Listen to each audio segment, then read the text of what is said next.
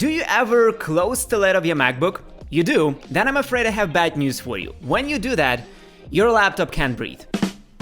But seriously, some people think that a MacBook should be turned off every time it's closed, others believe that it's better to turn it off at night, thereby maintaining the health of the battery, and some are clamshell mode fans and keep their Mac on 24/7. Today we'll figure out who's right and who's wrong and what is the proper way to close the lid of your MacBook. First of all, let's look at some recommendations directly from Apple itself. I'm not going to beat around the bush. Apple doesn't say anything about turning off the MacBook as far as I could find, at least. At the same time, if Apple wanted users to turn off their devices or give them time to rest, I imagine we would know about it. Even more so, Apple allows you to work with the lid closed, and for that there is clamshell mode, but we'll talk about it later. Since we're talking about Apple's own advice, let's remember what happened with the new M1 MacBooks and how the additional user guidance appeared only a year later. I hope you came across these images a year ago. These are broken MacBooks. It's really hard to watch. In some cases,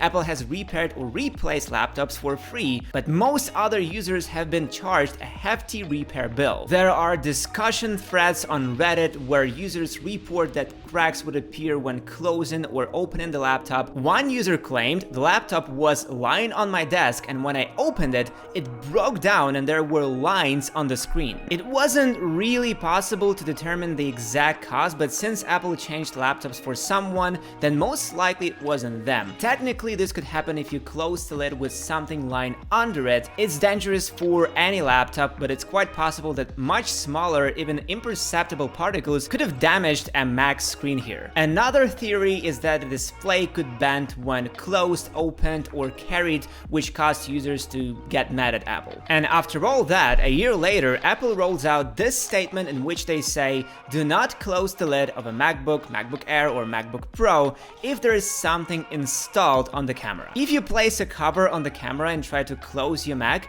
it may cause damage to the display, as the gap between the screen and the laptop keyboard is minimal. In addition, the overlay on the built-in camera may cause the ambient light sensor and other features such as auto display brightness and true tone to not work properly. Instead of covering the camera, you can use an inbuilt indicator to determine if the camera is on and select apps that you want to allow access to the camera in system preferences. Okay, after the tragic MacBook picks, let's take a step back and compare free usage scenarios. Putting your MacBook to sleep, shutting it down completely, and running in clamshell mode. The first two options have their pros and cons, but only one of them is satisfactory and extends the life of your MacBook. Whereas working in the closed lid mode, clamshell, there are a few unfavorable nuances. If you literally cannot live without your laptop for work, education, or whatever reason, then most likely you just slam the lid of your MacBook and move on with your life. Just like me, and it works. Think about it. You put your laptop into a bag and at any time, in a matter of seconds, you can go back to working. Besides, all your open apps, tools, browser tabs, and Finder windows stay where they are.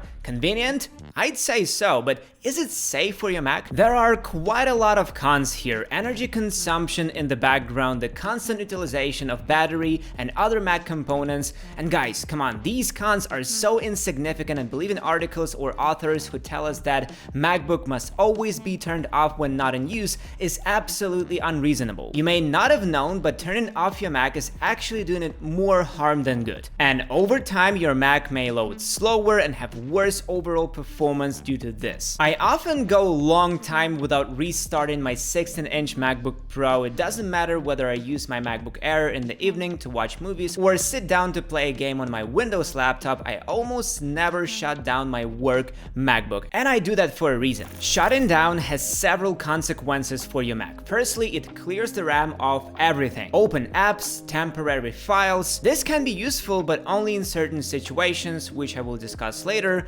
When you restart your Mac and then start reopening all the apps you need for work, you're just wasting your time. Then you wait until your Mac picks up the speed that will be optimal for multitasking. It may be a little confusing, but let me try and explain in simple terms. During the day, you probably open and interact with a more or less similar set of programs, and your MacBook tries to adapt to your working style, making operating several apps at the same time easiest for you, so that you can quickly switch between apps, for example. So so there is no need to constantly restart your Mac, clearing the RAM. Believe me, the MacBook manages its RAM very efficiently and you don't need to give it a hand. Rebooting your Mac will only be useful if you received an update or noticed bugs, and the first feasible solution that comes to your brain is to restart your device, just like in memes. Works every time. Secondly, turning your Mac off and then on puts a bit of a strain on your device's components. Every time you turn on your MacBook, it has to go through and check the operation of each of its components inside. To do this, the system conducts a series of internal tests that check each component for its performance capacity and potential problems. These tests themselves do not cause harm to the components, but if carried out several times a day, every day for several years, the reboot process can have a cumulative effect and increase the wear of the system components. Arthur, but if that's how things are with shutting down the Mac, what's the deal with the sleep mode? I'm happy to tell you, but before that, let me tell you one very interesting fact. Have you noticed that before in an Apple store, MacBooks were slightly open, not the way they are now, fully open? Apple strictly regulates not only the order in which their products are placed in its branded stores, but even such similarly minor details as the opening angle of MacBooks displayed on the sales floor. Before, it was 76 degrees. This is done because MacBooks presented in store are to attract the attention of a potential client as much as possible, trigger them into direct contact with the new MacBook, and then push the person to pick a laptop. Brilliant marketing ploy, Apple. Now, let's go back to sleep mode now. Let's begin with the speed. I can open my 16-inch MacBook Pro and immediately get to work on my new video, view previously opened Chrome or Safari pages and documents. Everything is accessible to me and there is no need to wait for my MacBook to turn on. When I'm done working, I just close the lid of my MacBook and it goes to sleep. And you might think that during this time the Mac is sleeping and effectively does nothing. But this is far from the truth. When it goes to sleep, much like our brain, it performs very important restorative processes. It runs scripts to clean up the OS from unnecessary garbage created by apps. Before it falls asleep, MacBook indexes files so you can find them faster. It indexes every time you add, delete, rename, and move folders and files on your device. This is a very important process, especially if you use Spotlight to find files on your MacBook. That's why it works so fast. But Arthur, you ask, why doesn't my MacBook do all of that when it's on? And the reason is because it takes care of you, since these tasks can affect the system performance. At the time when you need maximum performance and therefore your MacBook doesn't burden itself with additional tasks while it performs yours. It does everything it has to do before bed. Can't relate. And now imagine that when you turn off your MacBook immediately after finishing your work on it, all these maintenance tasks just don't get done. You haven't left any time for the device to do its homework. As a result, your Mac becomes slower and slower, although you may not immediately notice it. This is unlikely to affect performance directly or significantly, but turning the laptop on or searching for files will get noticeably slower. Also, your MacBook doesn't sleep all the time. How's that? Sometimes it wakes up just for a little while to use the bathroom.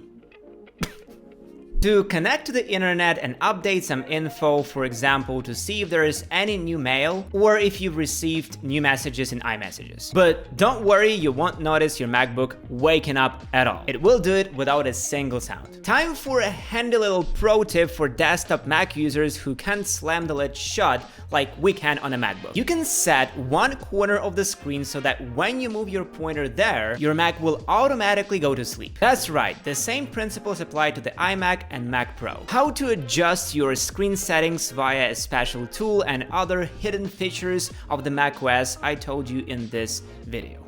And now you might think that this is some BS. How come a MacBook is doing all these different and diverse actions in its sleep? Well, you shouldn't think that the device will work all night and consume a ton of energy to perform these tasks. That's right, it only takes a few minutes and your Mac will then go into deep sleep mode, drawing only a tiny fraction of the power from the MacBook battery or desktop Mac power outlet. So, how often should you shut down your Mac? Personally, I only turn off my MacBook if I have problems with the operating system. Something freezes, for example, program Slack, or refuse to work consistently. In 9 out of 10 cases, this is perfectly valid solution to the problem. To summarize all the above, it's much better to just let your MacBook sleep than to turn it off completely. So this is all good, of course, but what about that clamshell mode? Spill the deets, Arthur? Well, it's no secret that you can connect an external monitor to your MacBook, just like any other Mac computer. By using an additional display, you can significantly increase your productivity and efficiency when working on a variety of tasks. However, if you want to use your MacBook as a system unit,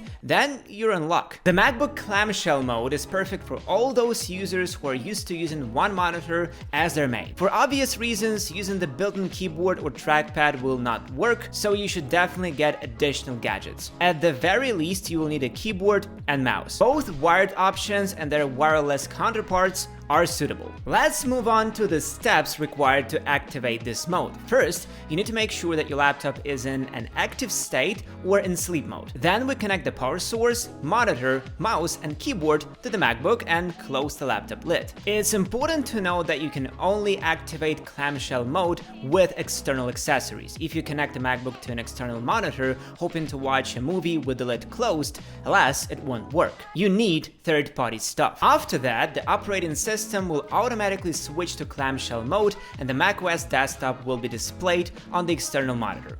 Enjoy. You can use your MacBook as a desktop computer. And here is one of the phenomena that often occur in this mode. Your MacBook may become slightly warmer than normal when operating in clamshell mode. This is totally normal and does not require any further action. In addition, there is some good news for those who really care about their privacy. There is the T2 security chip. This chip has a number of security features, including storing and protecting device encryption keys, fingerprint data, and secure upload functions. In addition, the micro socket disables the microphone of the built-in camera by hardware when the laptop lid is closed. The disconnect is implemented in hardware alone, says the published guide, where the hardware disconnect function of the microphone is discussed in a separate paragraph. All of this is cool and all, but is it possible to keep the MacBook constantly on charge in clamshell mode? The battery wears off and the MacBook will turn into a stationary device, you might think, but Apple took care of that for us. It's pretty safe to use your MacBook constantly on charge due to the presence of a special thing, let's call it this way, that protects against overcharging. It operates as follows. When the battery reaches 100% charge, the computer stops charging. Then it discharges to 95% and charges again. This